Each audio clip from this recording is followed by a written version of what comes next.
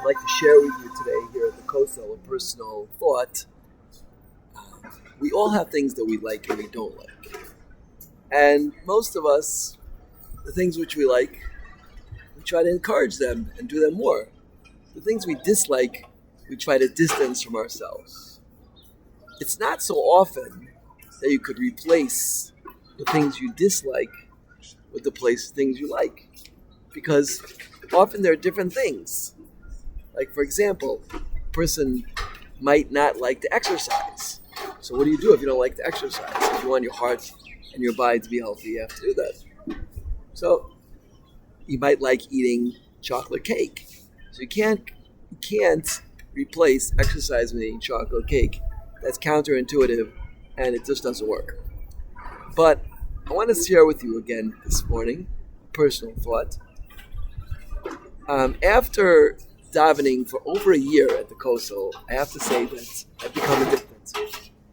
There is, I know, a group called Alcoholics Anonymous, AA, and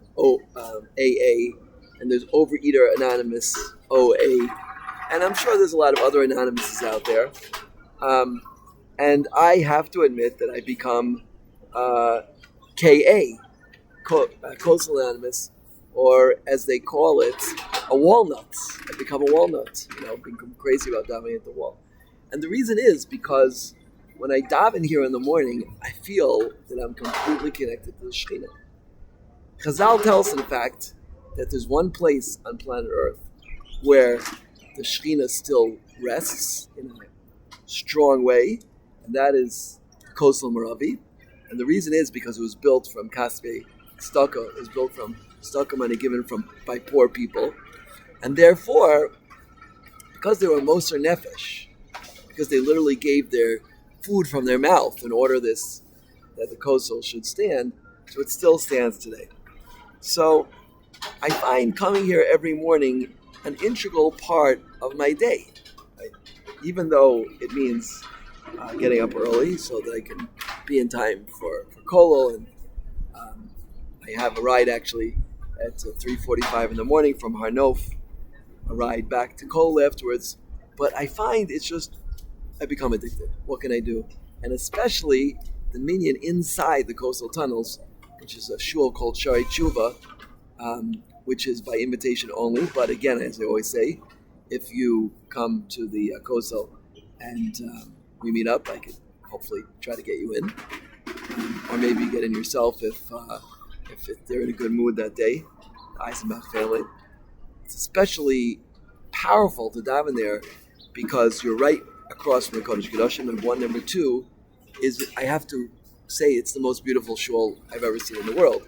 The floor there is made out of onyx that costs $1,000 an inch. It's the most precious stone in the world, and a very thick onyx. The lighting, the gold, the grandeur of this shul is unbelievable. It reminds me of what it must have been like to be in the base of Mikdash.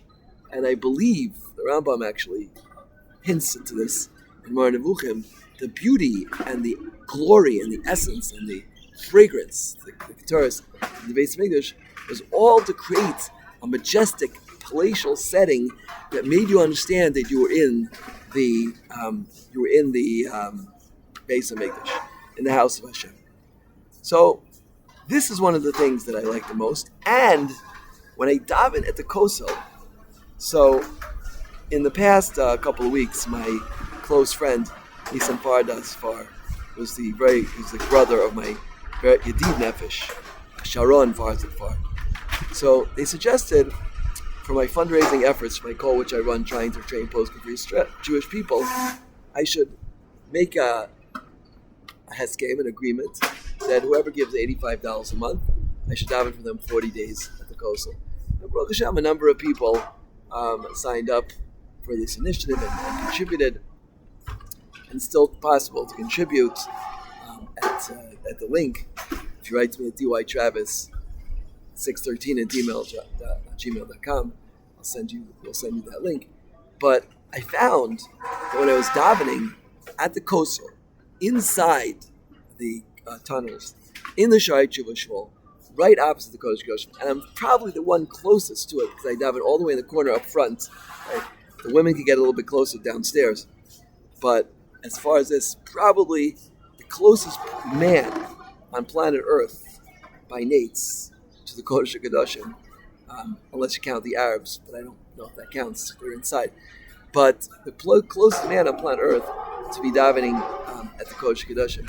And then I daven for these very kind, generous individuals, and I ask them to tell me something about. A lot of them I know personally. I know their stories.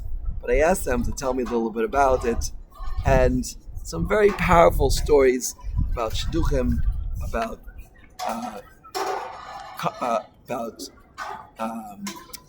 individuals who have never had children in their life and they're in their 80s, want to have children, about people who are very sick, about parents and children who are not on talking terms.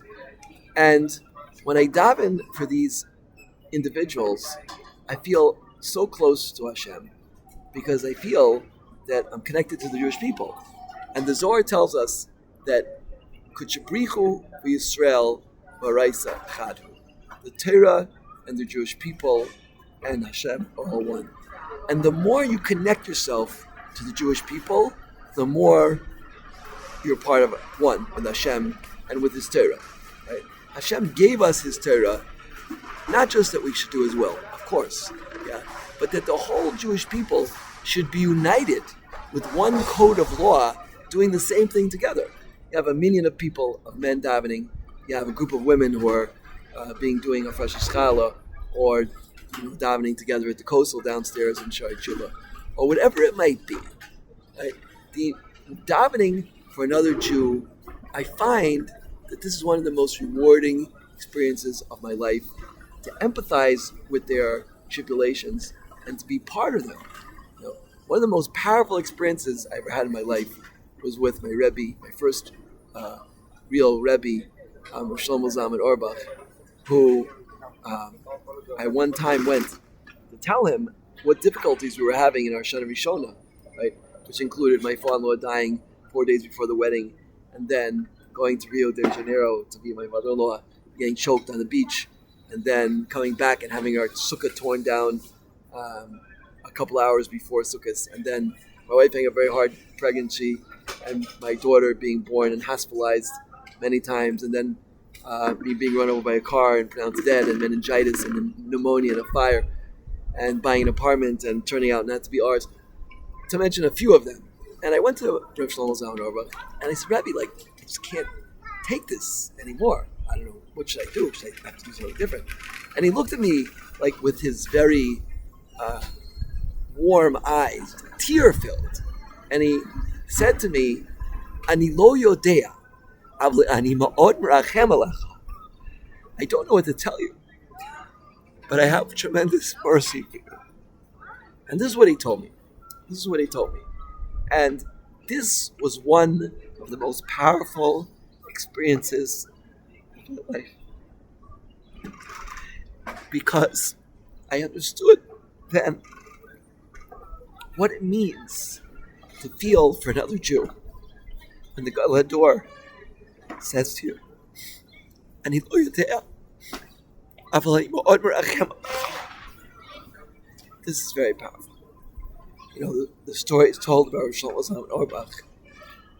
About 1 minute after his wife passed away, one of his talmidim came up to him and said, Rebbe, he didn't know that his wife died. Rebbe, I just had a baby boy, my first baby. And he greeted him with total joy. It didn't matter. He was in so much pain. He only cared about other people. This was Shlomo Zalman Auerbach. And my second Rebbe, Reb Shlomo Brevda, was the same way. I always say there are many, many Gedolim. Shlomo Brevda was willing to come down into the pits of Gehenna to roll up his sleeves and say, I'm here with you in Gehenna. I want to be with you during this time. For 18 years I was okay to be a Talmud. And now I have the great privilege to be a Talmud, or try to be a Talmud. Rav Shlomo Zafrani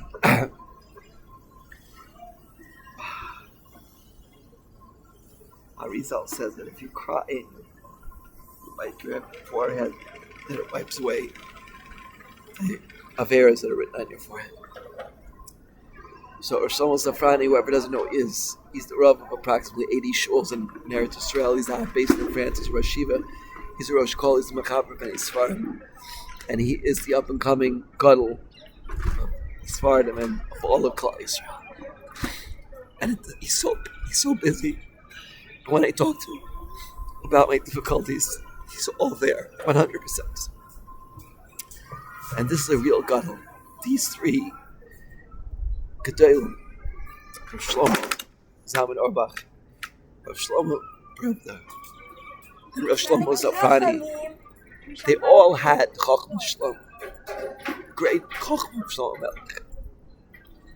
And if you learn Sefer Mishlei, you see that the principal Chochmah of Shlomo Melech was understanding of people, understanding the human condition, understanding the way the Yetzer Hara works and how it disturbs us from serving Hashem properly and from being a good Jew to other people. So this is my greatest pleasure in life, which I've gotten from my Rebbeim, is to empathize for other people, to daven for them, to be given over to the Jewish people. Of course, learning Torah, there's nothing like learning Torah, but learning Torah is also. I remember my first year at Yeshiva University, Schwartz, he should be gesund, he's a Rav today in the Upper West Side. And I was just starting out. I didn't know anything. I was coming from my junior year of Bronx Science to YU. And I really wanted to learn. He said, Daniel, I want to tell you something really important. He said, when you learn, you should learn for the Jewish people. You should learn for their hatzlacha, for their success, for their connection to Hashem, and to bring the kula. I'll never forget those words.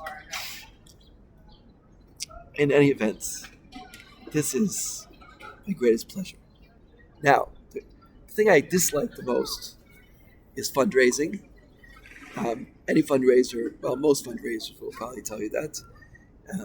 Separating a person from his money is from the most difficult avodas in the world. Avodas akasha shebeis hamikdash, because money is called in Hebrew damin. It's dam because you put your blood into it and work for it. It's very, very hard to separate a person from his money. And although I'm collecting for an extremely worthy cause to train and build poskim for the next generation, I'm not saying that every student of my kol is going to be a poskim for the next generation, but there are definitely some. And my great surprise is that some of the Talmidim who are not the biggest geniuses, and I didn't think would, they're actually the Rabbanim in the poskim today.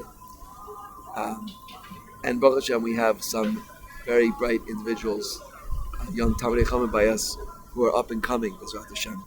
Bezrat Hashem, will hear their names in the next 30, 40, 50 years, if Hashem gives them Siyata Nishmaya.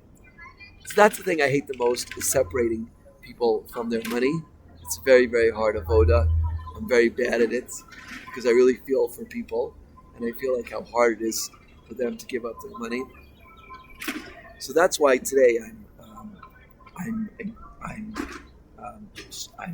bringing forth this initiative. Right, give me the opportunity to daven for you or your family or somebody who's very close to you. 40 days. I prefer it's only one name or maybe two names. That's because then I could really connect to that need. Send me the names at dytravis613@gmail.com, and I'll send you the link to the website. It's going on today, Erev Rosh Chodesh Elul, and Rosh Chodesh Elul, Chav Tes and Lamed Av, and I look forward to being part of your life and trying to help you. Again, to mention their names in the closest point that a man can get to Kodesh Kodashim. There might be closer points, actually. Perhaps I'm mistaken, but at least in this shul, which is across from the Kodesh Kodashim, it's the closest point they could get to mention their names as passionately as I'm able to. The more you tell me about them, right, the more I can tell you. I'll just read one thing that someone told me. My father's situation is stable, but he never recovered his power of speech. And he can't do anything to replicate that example, to write them. He used to be a capable writer. We suspect because his cognition is also impaired. It's still extremely limited. He gets a few words out here and there, but they are never complete thoughts, except the very simple ones like hello, goodbye, thank you, etc. We wish that would improve. At least, at least Hashem should give him the ability to be able to fully communicate his thoughts, wishes to others, and participate in conversation at any meeting. This was written by my very, very Yedid, close Nefesh, for close to 40 years. I won't say his name, but I can tell you that when I went on my first date with my wife, I didn't have a suit. He lent me a suit to go on a date. And I feel so much for him and his father. You should have wished Shlomo Makov. In any event, a lot has been said and it's late, and I have to get to Kol. So I finish off with that message. The thing which I was makabel from all of my from my Rebbeim, Shlomo Zalman Auerbach, Rav Shlomo Brevda, and Rav Shlomo Zafrani, is empathize with other Jews. Love other Jews, have ahava gedela for every Jew. Feel every Jew as a part of your own life. And the way you could do that the most is to daven for them and to feel for their tzaras. As I once heard from Dan Segel, why Moshe Rabbeinu went out from the palace, Vayigdal Moshe, it says, he went out to see, to feel the pain of other Jews who were slaves. And as Rav Dan Segel said by the Levaya of Rav Kreisworth, he said he knew Rav Moshe Rabbeinu understood what a Yiddish krech is. He understood what it meant for another Jew to be in pain.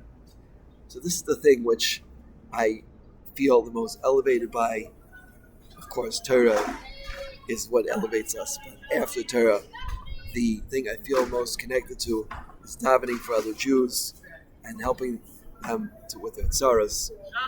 For my own son, I daven many cycles of 40 days of the Kosel.